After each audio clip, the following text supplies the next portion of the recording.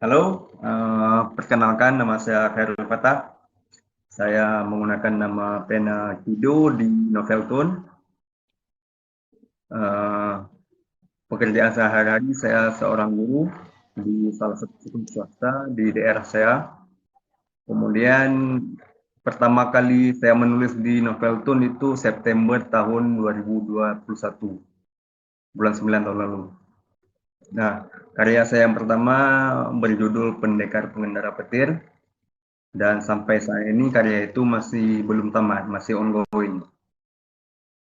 Kemudian pertama kali saya memutuskan menulis di Noveltune itu berawal dari seorang pembaca. Nah, saya itu seorang pembaca novel. Kemudian saya membaca novel di Noveltune, chapternya sudah lumayan banyak itu, sekitar 600 chapter. Tapi saya tidak berkesan dengan novel tersebut. Menurut saya novel yang dikeluarkan itu alurnya terlalu cepat, plotnya kurang, percakapannya kurang, dan sebagainya. Sehingga saya tidak membaca novel itu. Saya hanya membaca 6 sampai 8 chapter. Beranjak dari hal tersebut saya kecewa. Nah, saya katakan ke kawan saya akan mencoba menulis sendiri. Nah, semenjak itu saya coba menulis dan tanggapan yang didapatkan oleh pembaca bagus terhadap novel saya. Mereka suka. Semenjak itu saya mulai menulis. Kemudian tokoh-tokoh yang saya tulis itu harus dari zero to hero, dari nol dia menjadi tokoh yang besar. Nah, harapan saya saat menulis, saya kepinginnya seperti penulis One Piece, penulis manga Naruto. Novel karya mereka itu diadaptasi ke anime atau diadaptasi ke komik. Seperti itulah kira-kira pertama kali saat saya menulis harapannya. Kemudian saat akan menulis novel, yang saya pilih itu novel genre fantasi timur. Di fantasi timur itu tidak tidak lepas dari adegan-adegan perkelahian uh, dunia yang berbeda dengan dunia nyata, uh, sumber kultivasi, sumber daya, dan lain sebagainya. Nah, ketiga hal ini harus kita kembangkan dengan sebaik mungkin. Yang pertama saya kembangkan saat menulis novel fantasi timur itu pola dunia. Pola dunia itu saya membagi kepada 3 domain, 3 wilayah, wilayah manusia, wilayah binatang buas, dan wilayah iblis. Dan di setiap wilayah itu ada prinsip-prinsip dunianya, prinsip-prinsip dunia, prinsip langit dan bumi.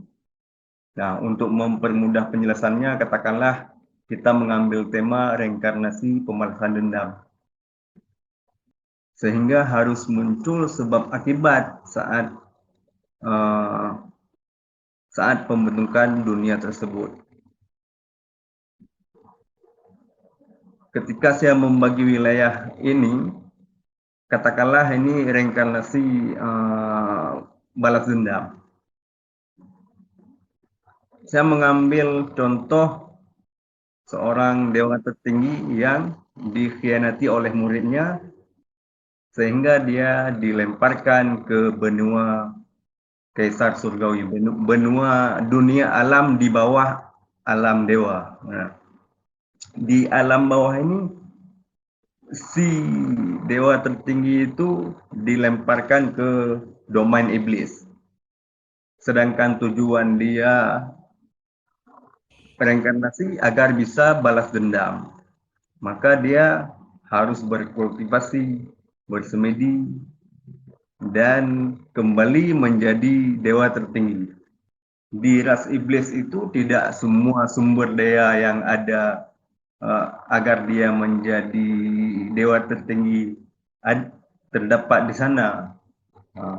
Jadi dia harus apa kita bilang, harus berkeliling dunia lagi, keliling ke domain domain bis, domain binatang buas, atau berkeliling ke domain manusia. Karena sebagian sumber daya untuk mencapai puncaknya ada di domain lain. Nah, dari sini kita kembangkan lagi konfliknya. Saya, saya kembangkan lagi konfliknya. Uh, Setiap ada konflik sudah tentu ada pertarungan. Baik itu pertarungan antara ras manusia atau pertarungan antara ras iblis dan ras lain. Nah, kemudian yang sangat menarik pembaca dalam novel fantasi timur itu sudah tentu perkelahiannya. Bagaimana kita memulai bab pertama itu dengan sebuah konflik. Nah, konfliknya konflik kecil dulu. Dari konflik kecil itu baru kita kembangkan menjadi konflik yang besar. Misalnya seperti tadi temanya, reinkarnasi balas dendam. Nah, itu kita mulai dari konflik kecilnya dulu. Konflik kecilnya dikhianati oleh muridnya sendiri. Ketika dia dilemparkan ke dunia bawah, dia berusaha untuk naik lagi ke dunia atas. Dari situ kita kembangkan lagi menjadi konflik yang besar. Dan di setiap konflik itu sudah harus ada perkelahiannya. Nah, kemudian untuk mengundang rasa penasaran pada pembaca, saya secara pribadi saya sangat senang saat seorang protagonis membalikkan keadaan. Misalnya protagonis ini ketika di dilemparkan ke alam bawah sudah pasti dia menjadi orang yang lemah, orang yang sering dibully, tidak bisa apa-apa atau hal-hal lain sebagainya. Nah, saat dia membalikkan keadaan, saat dia membalas penghinaan, memperkenalkan jati diri yang sebenarnya, membuat orang-orang lain takjub. Nah, saat itu saya rasa saat-saat yang terepik ketika kita membuat adegan-adegan di novel fantasi timur. Kemudian protagonis yang paling disukai pembaca itu kalau menurut saya pembaca itu sangat suka protagonis yang kuat, yang cerdas, yang humoris. Kalau kita kasih contoh anime itu Saitama lah. Saitama Senpai. Dia itu kuat dari pertama, tidak pernah terkalahkan. Ini protagonis-protagonis seperti ini sangat disukai pembaca. Tapi secara pribadi saya kurang suka protagonis yang seperti itu. Bagi saya tetap dari zero to hero. Nah, kemudian uh, cara saya menggambarkan karakter dari si protagonis itu saya biasanya kalau saya menjelaskan sejak awal dia cerdas, dia berbakat, dia pandai, dia mempunyai tulang yang bagus, maka saya akan terus mempertahankan karakter itu dari awal sampai akhir cerita saya. Contoh tadi seperti tema reinkarnasi balas dendam tadi. Karakter dewa tertinggi ini sudah tentu yang pertama dia baik hati, suka menolong orang lain. Kemudian karena dikhianati, perasaan rasa baik hati dan suka menolong ini hilang dari dia. Dia muncul sifat kejam, tidak percaya kepada orang, uh, walaupun cerdasnya masih ada. Maka sifat-sifat ini akan terus saya pertahankan sampai dari awal cerita sampai akhir cerita. Itu akan terus saya pertahankan sehingga karakter MC atau karakter protagonis saya ini selalu konsisten. Kemudian yang paling menarik minat pembaca dari novel-novel fantasi timur itu seperti saya katakan tadi, pembaca itu sangat suka dengan karakter-karakter yang cerdas, tidak pernah kalah, selalu menang, saat bertarung selalu menang. Karena novel fantasi timur kan tidak lepas dari pertarungan, pukul-memukul, balas dendam, pembunuhan. Nah, pembaca sangat suka dengan karakter seperti itu. Mereka tidak mau melihat si protagonis mengalami kekalahan. Tidak mau tahu para pembaca apakah ini protagonis kenapa bisa kalah. Mereka harus karakter protagonis yang cerdas. Nah, kemudian kebiasaan yang bisa saya bagikan kepada penulis yang lain, penulis fantasi timur, saya hanya bisa membagikan beberapa ide yang sering saya gunakan. Yang pertama, saat muncul ide, itu langsung tulis.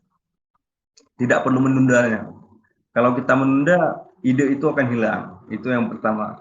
Yang kedua, eh, kita akan menulis novel online. Novel online itu sudah pasti ada komentar dari pembaca.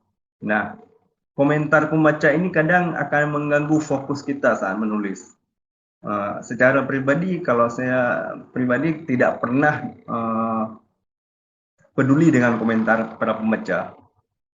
Seperti saya katakan tadi, kadang pembaca itu suka yang protagonis perfeksionis, yang sempurna, yang cerdas, yang segala macam. Sedangkan karakter protagonis yang saya garap beranjak dari zero to hero. Pembaca suka protes. Ini kenapa karakter protagonisnya lemah? Ini kenapa protagonisnya tidak pandai? Ini kenapa protagonisnya macam-macam lah. Pokoknya pertanyaan kenapa di komentar reader. Nah, komentar itu pasti berpengaruh kepada kita sebagai penulis. Saya pribadi tidak akan walaupun saya baca, saya mengabaikan komentar itu. Saya tidak peduli dengan komentar mereka. Saya tetap fokus kepada ide saya. Nah, karena bagi saya menulis itu seperti bermain catur. Langkah pertama selalu menentukan 72 langkah ke depannya. Nah, itu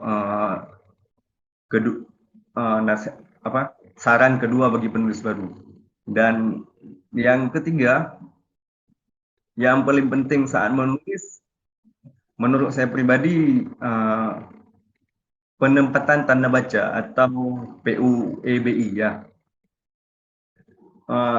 Saya banyak mendapatkan novel-novel bagus di Noveltune, di aplikasi Noveltune. Namun saya pribadi tidak pernah membaca novel itu. Saya mendapatkan novel bagus itu berdasarkan komentar pembaca di novel saya. Mereka berkata, "Bang, baca novel ini. Bang, baca novel ini bagus. Bang, baca novel ini bagus."